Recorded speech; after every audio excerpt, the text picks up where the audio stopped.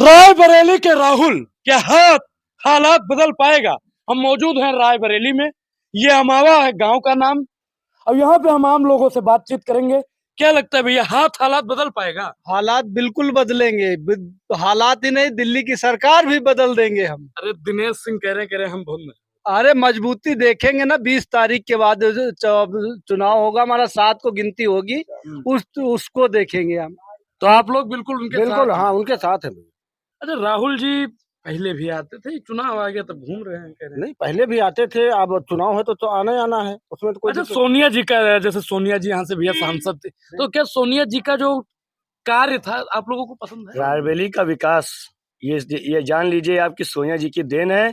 दिनेश सिंह ने सिर्फ यहाँ पे गरीबों की और जो दबे कुचले लोग थे उनकी जमीनें हड़पने के काम किए हैं, बाकी उन्होंने कोई विकास नहीं किया। अपने घर का फायदा, अपने भाई भतीजा, अपने बेटे का विकास किया है, अपने घर का स्वयं का विकास किया, किसी और का विकास उन्होंने नहीं किया है।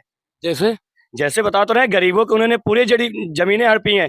एक बिस्वा अगर उन्होंने कहीं जमीन ले ली है तो उसको कैसे एक बिगहा बनाना है, कैसे उस पे कब्जा करना है, ये चीजें उन्हें हथकंडे पते हैं। जनता के चुनाव नहीं जीत सकते, वो घर की प्रधानी नहीं जीत सकते, बीडीसी नहीं जीत सकते, संसदी का क्या ख्वाब देखते हैं।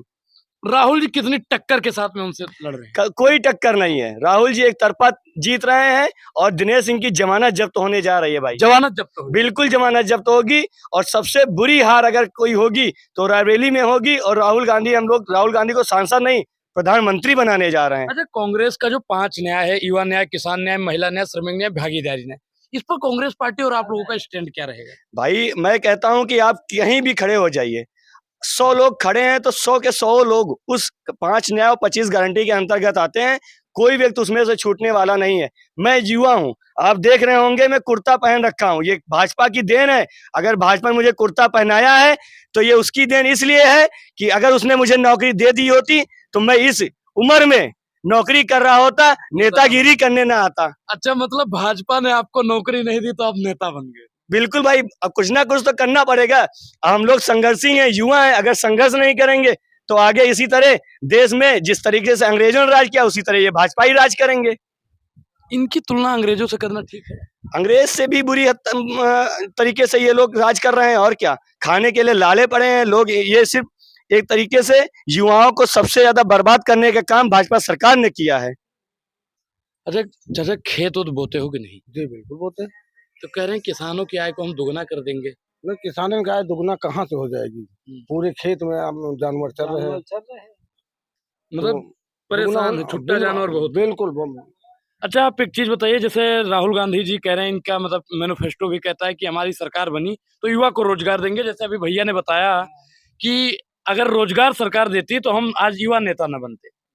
आपके भी बच्चे होंगे, आपका बच्चा, आप क्या चाहते हैं कि रोजगार करे या युवा नेता बने? युवा नेता नहीं, रोजगार करे जिससे कि परिवार का भला हो। तो आप इस बार फिर बीजेपी से आप भी नाराज हैं? बिल्कुल नाराज हैं। बीजेपी से इतना त्रस्त हो गए हैं, पूरे जानवर खेत में सब चल जाते हैं, कोई सुनने वाला नहीं है। जो महंगाई है वो ये मान के चलिए कि 2013 में जब कांग्रेस की सरकार रही है तो धान गेहूं का रेट हमारा 12-13 रुपए बिकता था और डीएपी का 400 साढ़े 400 रुपए करीब कीमत थी।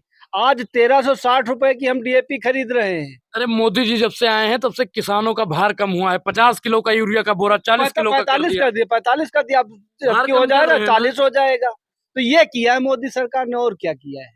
तो आप भी भाई युवा नेता हैं? जी जी जी बिल्कुल। मैं आज यहाँ अच्छा, मुझे लगता है कि जब 2014 के बाद में सबको युवा नेता बना दिया गया है। जी बिल्कुल बना दिया गया, क्योंकि 2014 के बाद मोदी जी ने कोई भी ऐसी भर्ती ही नहीं निकाली जिसमें युवा रोजगार पा सके। तो आप भी युवा नेता बन जी गए? बिल्कुल, अब कुछ ना कुछ तो करना ही पड़ेगा ना।